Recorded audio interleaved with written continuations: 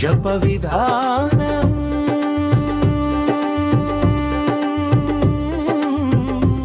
రాత్రి నడి తర్వాత జపిస్తే శక్తి ఎక్కువ. ముందు దీపం గుగ్గిల్ ధూపం పెట్టాలి, సర్వసార్లు జపిస్తే కృత్య దోష నివారణ శత్రు శాంతి. కృత్య ప్రత్యంగిరా మంత్ర మహామంత్రం, మూల మంత్రం